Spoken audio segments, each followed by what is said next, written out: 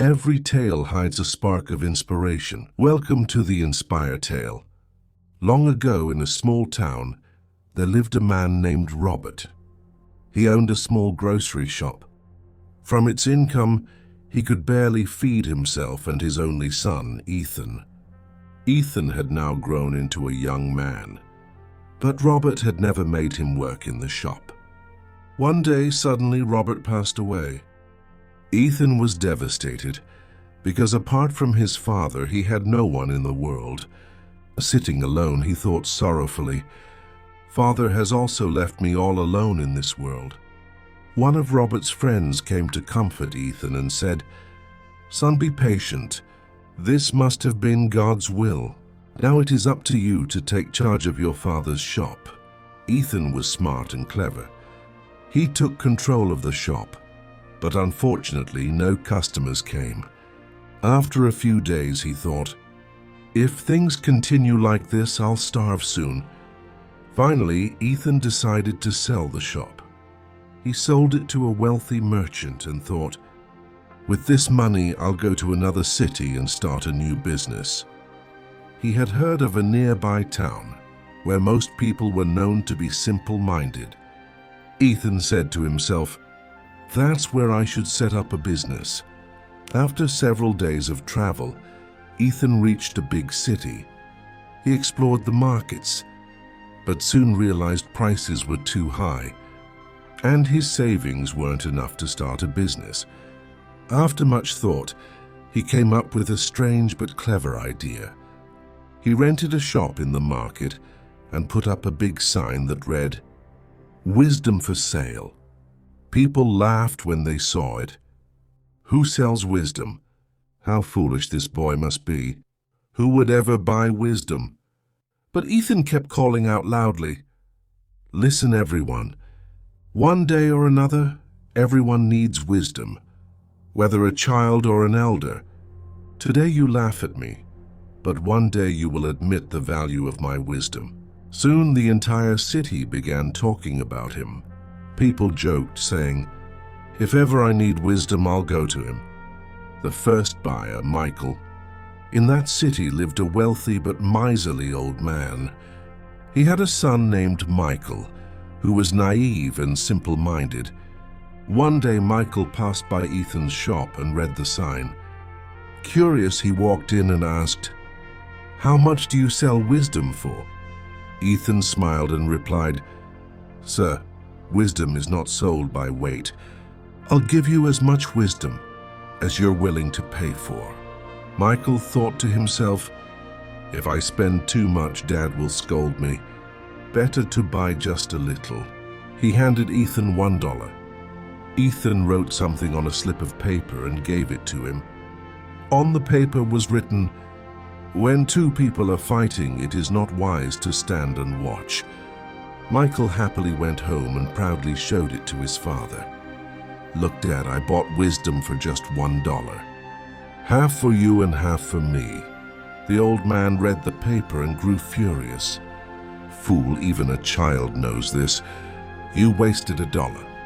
Angry, he stormed to Ethan's shop, shouting, "You tricked my son and stole his money. Give it back or I'll call the guards." Ethan calmly replied, "Sir, your son bought wisdom by his own choice.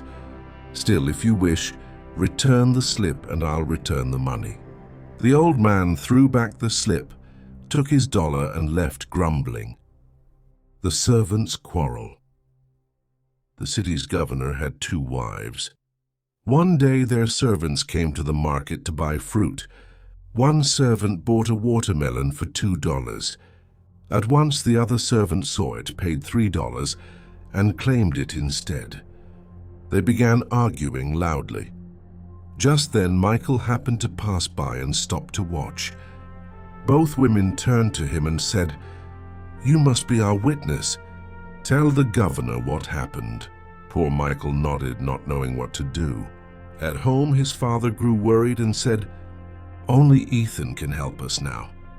They went to Ethan, who said, "I'll give advice, but my fee will be $10.